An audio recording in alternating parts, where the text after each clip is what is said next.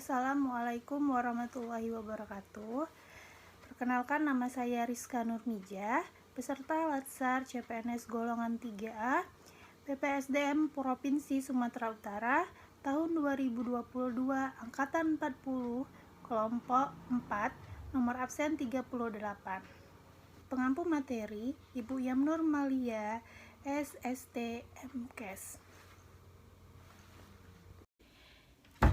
Core Values ASN. Core Values ASN berperan sebagai panduan berpikir, bertutur, dan berperilaku. Adapun Core Values ASN diimplementasikan dalam kata berakhlak, yang merupakan akronim dari berorientasi pelayanan, akuntabel, kompeten, harmonis, loyal, adaptif, dan kolaboratif. Berakhlak, berorientasi pelayanan yaitu berkomitmen memberikan pelayanan prima demi kepuasan masyarakat. Akuntabel, bertanggung jawab atas kepercayaan yang diberikan. Kompeten, terus belajar dan mengembangkan kapasitas. Harmonis, saling peduli dan menghargai perbedaan. Loyal, berdedikasi dan mengutamakan kepentingan bangsa dan negara. Adaptif, terus berinovasi dan antusias dalam menggerakkan serta menghadapi perubahan.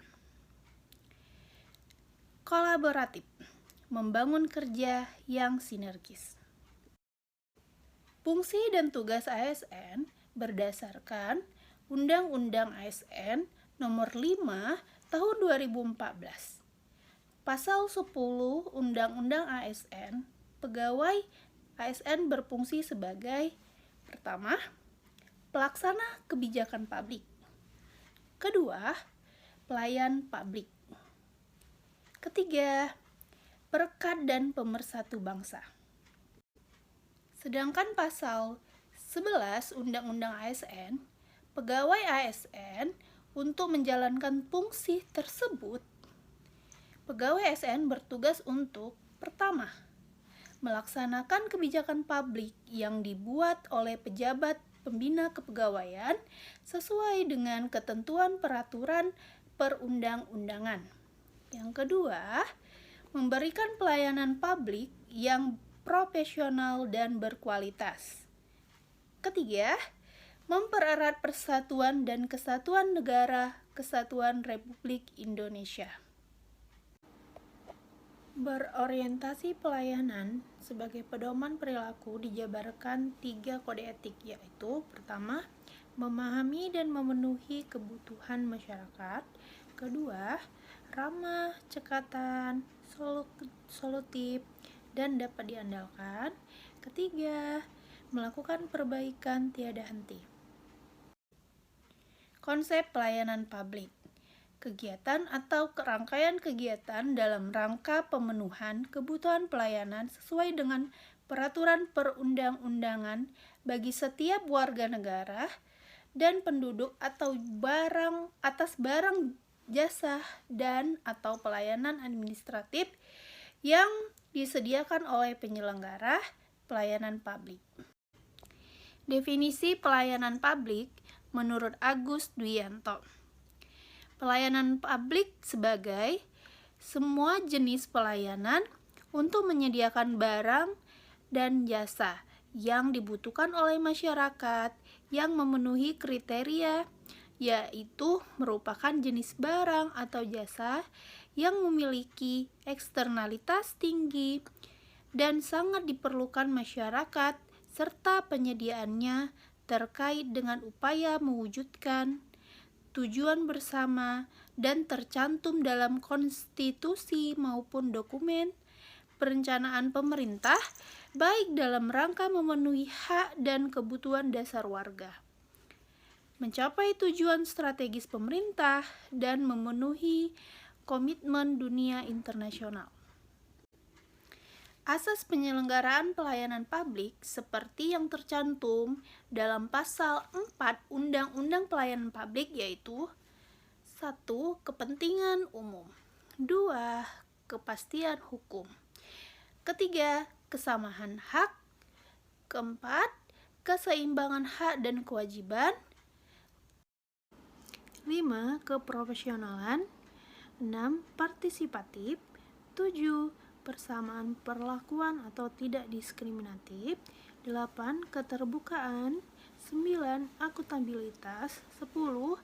Fasilitas dan perlakuan khusus bagi kelompok rentan, 11. Ketepatan waktu, dan yang terakhir itu 12. Kecepatan, kemudahan, dan keterjangkauan. Oke, di sini kita masuk dalam penyelenggaraan pelayanan publik. Ada 3 unsur, teman-teman. 3 unsur pentingnya dalam pelayanan publik itu, khususnya dalam konteks ASN. Yang pertama itu, ASN sebagai penyelenggara.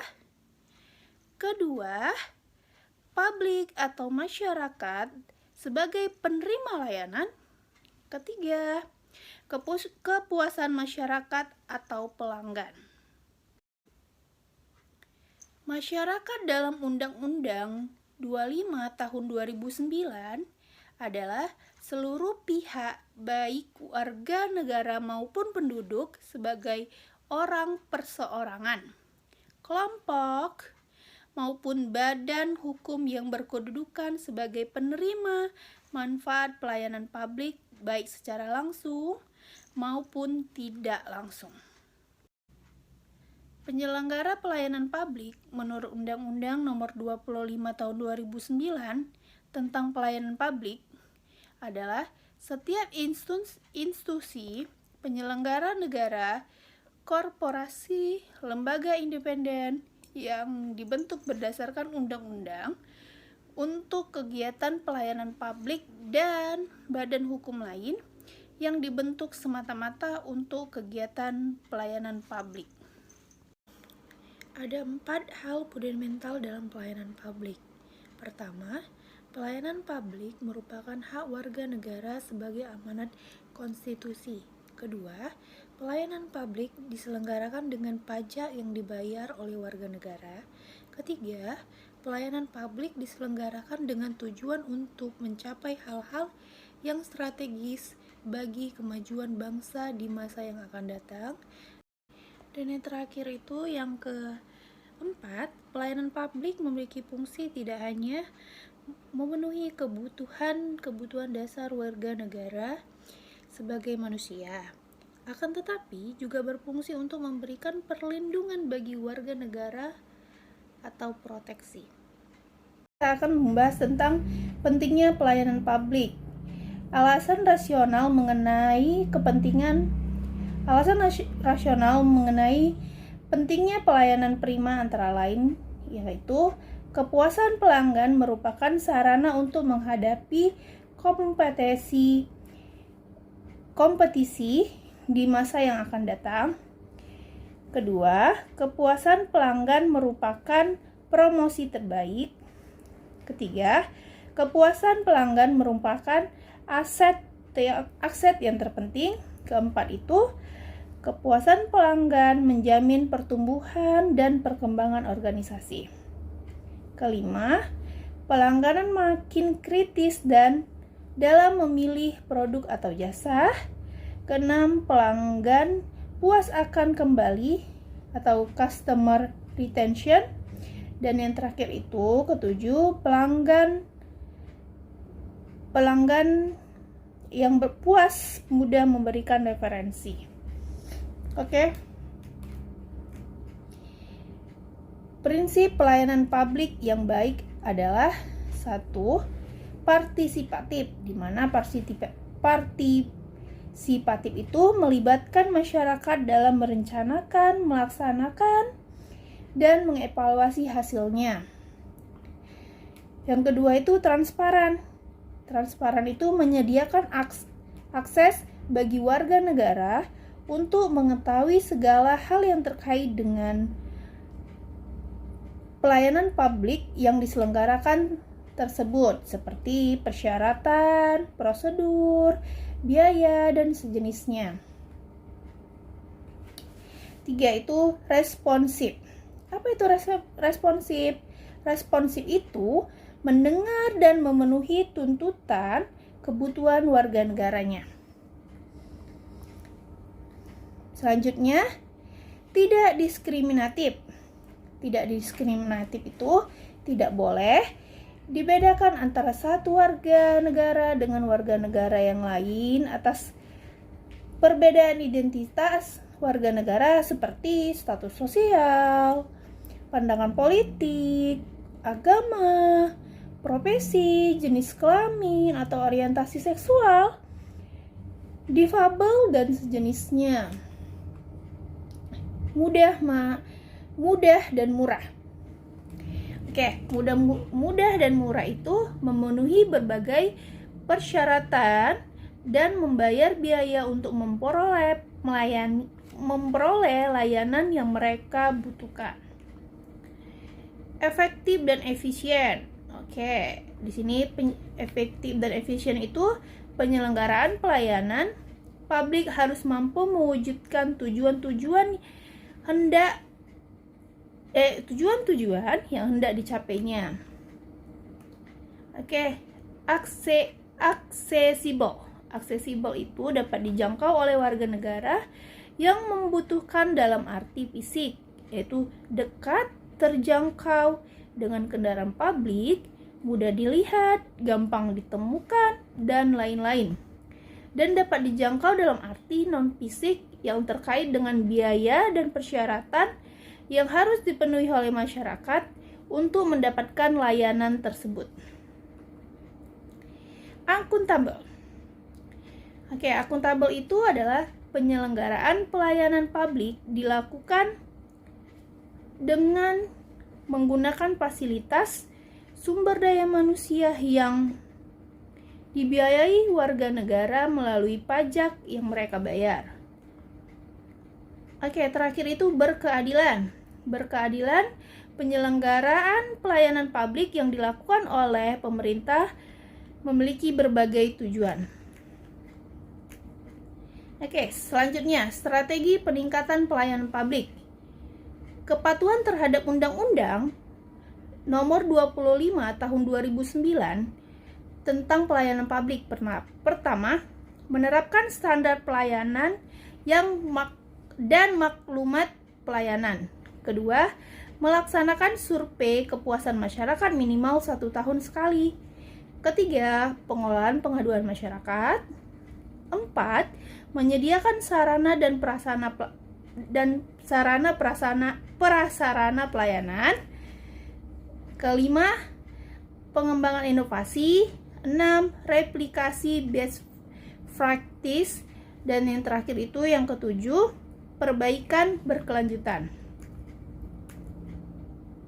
Contoh perilaku pelayanan publik: menyapa dan memberi salam, ramah dan senyum, cepat dan tepat waktu, mendengar dengan sabar dan aktif, penampilan yang rapi, mengucapkan terima kasih, mengingat nama pelanggan, perlakuan pelanggan dengan baik, dan lain sebagainya. Keterlibatan masyarakat dalam peningkatan pelayanan publik. Jadi di sini masyarakat juga terlibat dalam pelayanan publik. Yang pertama itu penyusunan kebijakan. Kedua, penyusunan standar pelayanan dan maklumat pelayanan. Ketiga, pelaksanaan survei kepuasan masyarakat. Dan yang terakhir itu penyampaian dan pengelolaan pengaduan pelayanan publik. Oke, sekian dari saya. Terima kasih. Semoga bermanfaat untuk teman-teman semua. Assalamualaikum warahmatullahi wabarakatuh.